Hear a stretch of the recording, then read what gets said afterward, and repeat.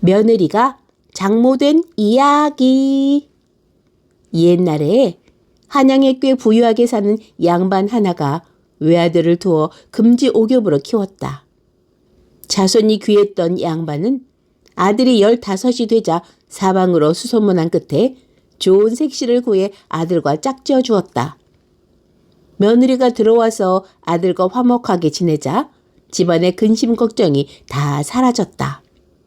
얼마 후 양반의 아내가 갑자기 병이 나서 시름시름 앓더니 세상을 떠나고 말았다. 이 양반은 무척 상심했지만 아들과 며느리의 효도를 낙으로 삼아 하루하루를 보냈다. 그런데 이번에는 아들이 갑자기 병에 걸리더니 약도 제대로 써보지 못한 채 세상을 떠나는 것이었다. 그때까지 자손도 한 명도 없었다. 아들이 그렇게 힘없이 죽어버리자 양반은 인생살이의 도무지 뜻을 잃고 말았다. 그는 벼슬을 다 버리고 지방으로 낙향해서 사람들과의 교류도 끊고 술을 벗삼아 나날을 보내기 시작했다.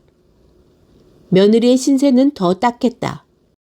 신혼 재미를 충분히 누려보지도 못한 채 청상 과부가 되어 시아버지를 모시며 산다는 것은 젊은 여인으로서는 너무 큰 고통이었다. 그나마 시아버지가 돌아가시고 나면 외톨이로 살아야 할 형편이었다. 시아버지는 그런 며느리를 볼 때마다 마음이 안 좋아서 혀를 차곤 했다.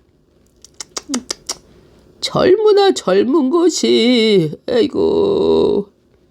어느 날 양반은 며느리를 불러서 말했다.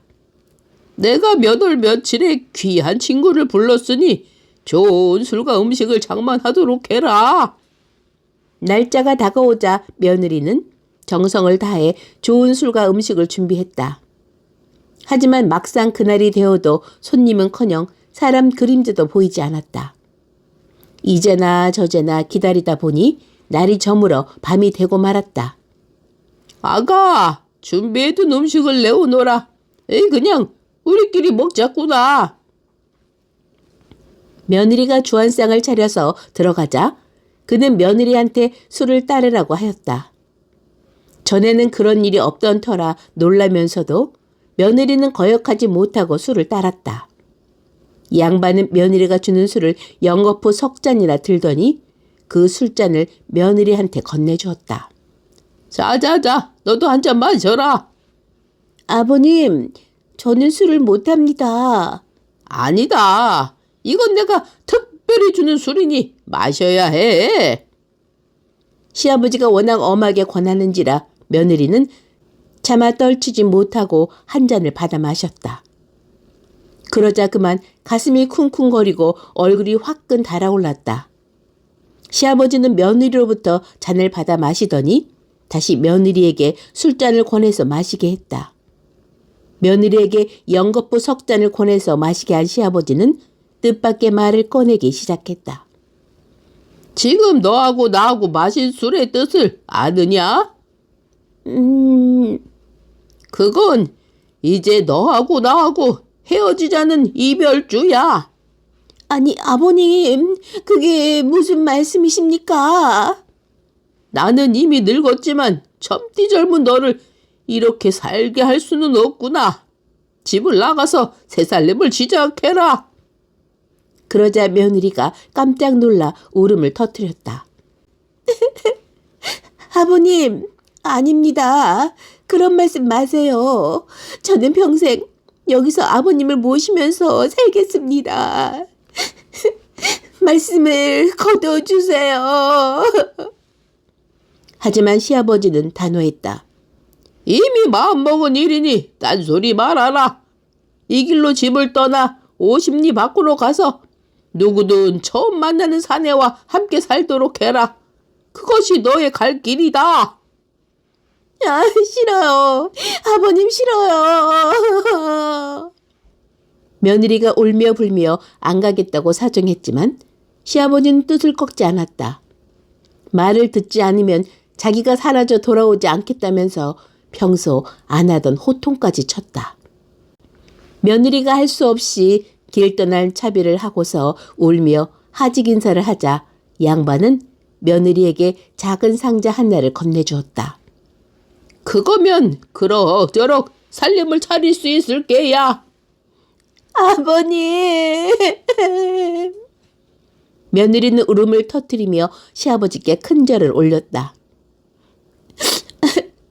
부디 내내 평안하 옵소서 아버님. 며느리는 대문을 나서서 떨어지지 않는 발걸음을 떼놓았다. 어디로 얼만큼 갔는지도 모르게 정신을 놓고서 하염없이 걸어가다 보니 날이 밝아오기 시작했다. 그때 맞은편에서 걸어오는 사람이 있었다. 웬 중년 남자 하나가 오줌 장군을 짊어지고 오더니 밭으로 들어가서 붓기 시작했다. 여인은 그 자리에 서서 물끄러미 그 사람을 바라보았다. 그 남자는 아는지 모르는지 자기 일만 할 뿐이었다. 남자가 걸음을 다 주고 왔던 길로 돌아가기 시작했다. 여자는 말없이 그 뒤를 따라갔다. 그리고 남자의 뒤를 따라서 한 오두막집에 들어갔다. 그 집에는 관연한 처녀 하나가 밥을 짓고 있었다. 저분이 부친이신가요? 그렇습니다만 새벽부터 웬일이세요? 말 못할 사정이 있습니다. 여자는 마치 자기 집에 들어온 양 살림들을 챙기면서 처녀와 함께 밥을 차리기 시작했다. 그리고 처녀가 권하자 사양치 않고 부녀와 한 상에서 밥을 먹었다. 밥을 먹고 나자 상을 치우고 청소를 하고 물을 길어오고 빨래를 했다. 뜻밖의 일에 처녀는 눈을 동그랗게 뜨고 여자를 바라볼 뿐이었다. 그날 저녁에 사내가 들어와 여자를 발견하고는 던지듯이 한마디를 했다. 여긴 당신이 머물 곳이 아닙니다. 돌아가세요. 그러자 여자가 기다렸다는 듯이 말을 받았다. 당신과 할 얘기가 있습니다. 내 말을 들어보세요. 그러면서 여자는 사내에게 자신의 기구한 사연을 차근차근 풀어놓기 시작했다. 저는 시아버지의 뜻을 어길 수 없는 사람입니다. 저를 당신의 아내로 받아주세요. 그러자 사내가 곤란한 표정을 지으며 말했다. 나도 한때는 글을 읽는 선비였지만 집이 몰락해서 이렇게 공궁하게 되었소. 나이가 이미 40이 넘은 데다가 당신과 같은 또래의 딸을 데리고 살고 있어요. 나는 당신을 거둘 수가 없습니다. 나이 40이면 아직 한창입니다. 집은 옮기면 되고 따님은 혼초를 정해 시집 보내면 될 일이에요. 그렇게 되어도 저를 물리치실 건가요? 글쎄, 그건... 여자는 시아버지가 챙겨둔 폐물을 장에 내다 팔아 돈을 장만해서 방이 3개나 있는 새 집을 샀다. 그리고 사내와 처녀를 그 집에서 들게 했다. 이제 남은 건 처녀의 혼사 문제였다. 아가씨는 왜 여태껏 시집을 안 갔나요? 저 같은 가난뱅이를 누가 데려가겠습니까? 또 그런 사람이 있다 한들 홀로 계신 아버지를 두고 저 혼자 어찌 시집을 가겠습니까? 들어봐요. 이제 내가 이 집에 왔어요.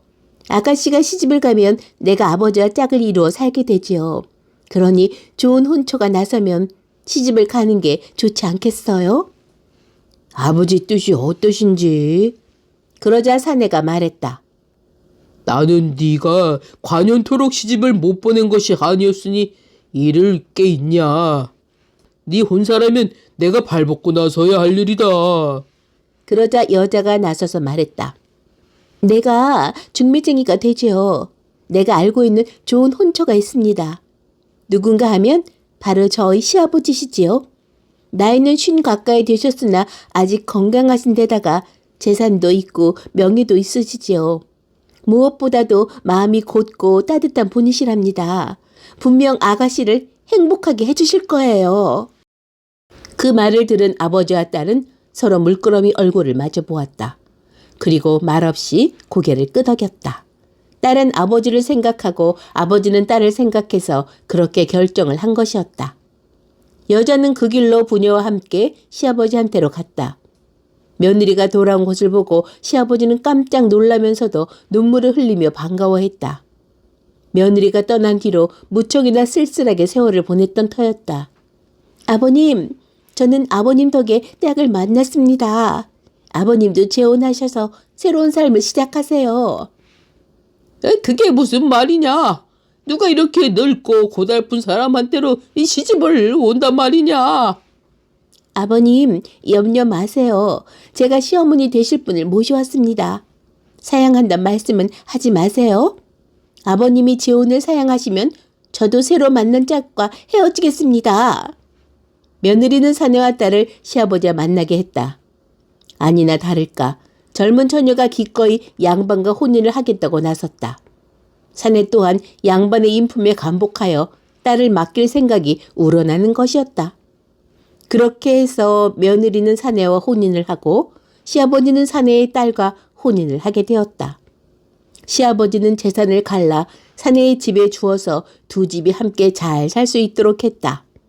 이후 시아버지 집은 이남 일녀를 두고 며느리 집은 일남 이녀를 두어서 다 잘 키웠다고 한다. 전날의 시아버지와 며느리의 관계가 뒷날에 이르러 사위와 장모의 관계가 된 셈이니 그들은 서로 어떻게 대했을까? 양반의 집에 왔을 때는 시아버지와 며느리로 지내고 사내 집에 왔을 때는 장모와 사위로 행세했다고 한다.